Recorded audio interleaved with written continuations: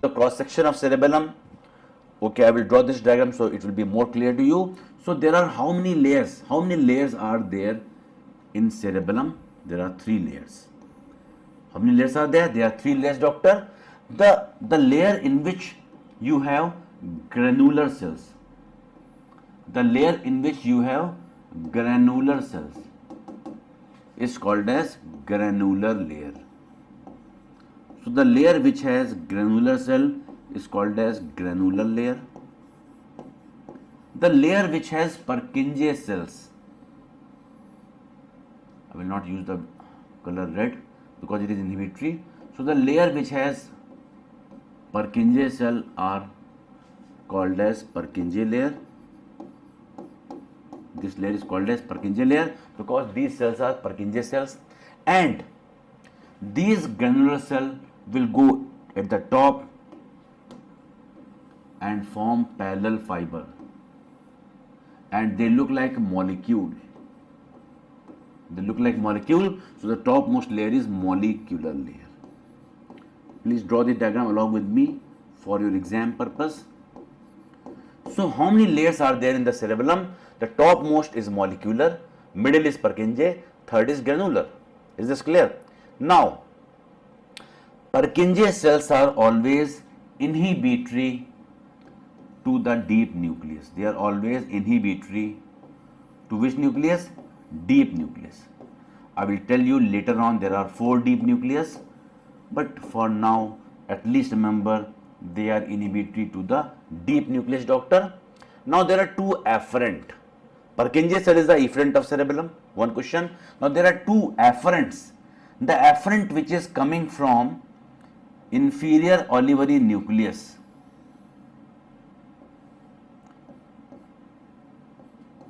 is called as climbing fiber.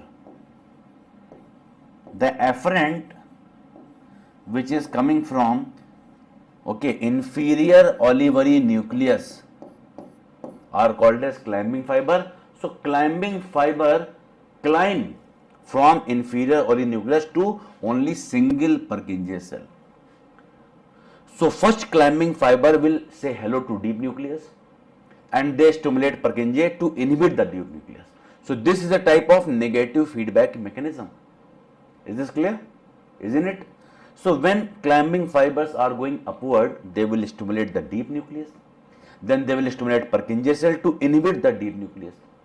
These afferent are called as climbing fiber. Second type of afferent are mossy.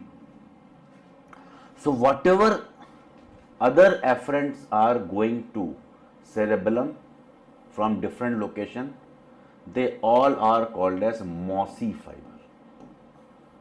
They all are called as mossy fiber. So whatever else are going upward, they are called as mossy fiber. Is this clear? Now mossy fiber will not reach directly to the Purkinje. They will stop at the granular cell, and from granular cells they will stimulate multiple Purkinje cell. They are not faithful.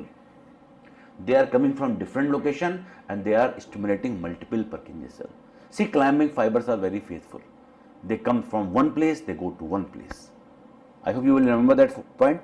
But mossy fiber, they are also afferent to the cerebellum, but they are coming from different location, resting in the granular cells and stimulate different Purkinje cells. Now this is not good. Every Purkinje will be stimulated. So who will work? Nobody knows. That is why granular cells will also stimulate some inhibitory cells. And if they look like star, we say stellate cell. If they look like basket, we say basket cell. If they look like Golgi, it is called as Golgi cell. So they are stellate cell, they are stellate cell, they are basket cell, and they are Golgi cell. So stellate cell, basket cell and Golgi cell, they all are inhibitory to various Purkinje cells. Now see this diagram clearly. I hope now you can see this diagram. So how many layers are there? MPG, molecular, Purkinje, granular. How many afferents are there? 2.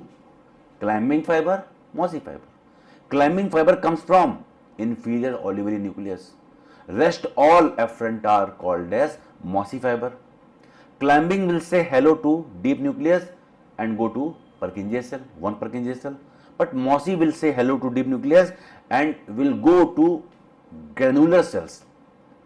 Granular cells are only excitatory nucleus. They will excite every cell, every Purkinje cell, every inhibitory cells. So granular cells are working in a feed forward mechanism. I have discussed in the general physiology. In anticipation, granular cells knows that I am not doing good. I am stimulating multiple Purkinje. So I have to inhibit that. So for that, they will stimulate Purkinje also, they will stimulate Golgi also, basket also, stellate also. So those extra Purkinje should be inhibited. So this is the histopathology of your cerebellum. 3 layers, 2 afferents, so many cells, and deep nucleus I will come later on. This much is clear. Among all these cells, which is the output? Purkinje cell. Among all these cells, which is excitatory? Glutamate. Purkinje inhibitory, stellate inhibitory, basket inhibitory, Golgi inhibitory. So I hope this diagram is clear to you. So granular cells are the only cell which is excitatory. They also form parallel fibers. Purkinje cells are the only cell which are output. They release GABA inhibitory to the deep nucleus. They are the biggest neuron. Mossy fiber stimulate multiple Purkinje and cause afferent simple spikes. Now, I have told you there are deep nucleus. Now come to deep nucleus. How many deep nucleus are there? Answer is 4. Answer is 4. D, E, G, F. What is D, E, G, F? D is dentate. D is dentate. E and G. E is emboliform. E is emboliform. What is E? Emboliform. And G is globosus. And they combine together, interpose together to form nucleus interpositus. So dentate, emboliform, globosus and fasciae, they are 4, but these together form nucleus interpositus. Now this page is the most important page in neurophysiology. I have told you about the pyramidal tract. I have told you about the cerebellum. Now I am telling you how they are coordinated, how they are interlinked, how they are working in together. See, I told you that when you are doing any action, okay, who is controlling that? Cerebellum. So how they are controlling? You are doing any action either through pyramidal tract or through extrapyramidal. You know that. So pyramidal tract, corticospinal tract, this tract is controlled by dentate deep nucleus. In the thalamus, ventrolateral nucleus. So which nucleus of the cerebellum is controlling the skilled activity? I am writing on the board, I am painting, I am doing surgery.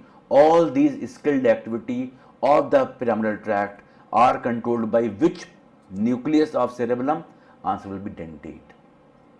Second very important tract is rubrospinal tract. It is the only tract that is extrapyramidal but behave like pyramidal, descend in the lateral column like pyramidal. This is controlled by 2 nucleus. It's so important. To flex, see, you cannot do anything without flexing your hand. You cannot write, you cannot paint without flexing your hand. So this flexion of hand is done by rubrospinal tract. And which nucleus of the cerebellum is going to control this? Answer will be nucleus interpositus. Is this clear, doctor? Third is whatever extra pyramidal tract are left, whatever, they all are controlled by simply nucleus fastigiae. It can be vestibulospinal, reticulospinal. So all those extra pyramidal tract are controlled by nucleus fastigiae. So they are controlling your posture. Now, already I have discussed that point, corticospinal tract and rubrospinal. Corticospinal tract is your pyramidal tract. So corticospinal tract plus rubrospinal tract, which is extrapyramidal, are descending in the lateral column, so they are called as lateral pathway. They regulates skilled movement. So skilled movement is regulated by corticospinal and ruberospinal. Is this clear, doctor? Now, what are the diseases of cerebellum? Number one, coordination will not be there, so you will walk as if you are intoxicated with alcohol. So people will think that you are a drunkard, you have taken alcohol, but actually it is cerebellar ataxia. That is why it is also called as drunken gait, as if you have taken alcohol. Number two, dysmetria. You cannot coordinate. If I ask you to do if you want to fix your finger like that, you will do like this. It is called as past pointing. If I ask you to do like this, you will do something like this. Finger nose test. It will be abnormal. Dysdiadokinesia. Inability to perform alternate rapid test. Inability to perform alternate rapid test. Intentional tremor. Resting tremor you will get in Parkinson. Here you are getting intentional tremor. Why? Suppose you want to pick a glass of water or pick a cup of tea. You cannot coordinate properly. So you will have tremors. Tremors are due to non-coordination. Then pendular knee jerk due to hypotonia. Then rebound phenomena.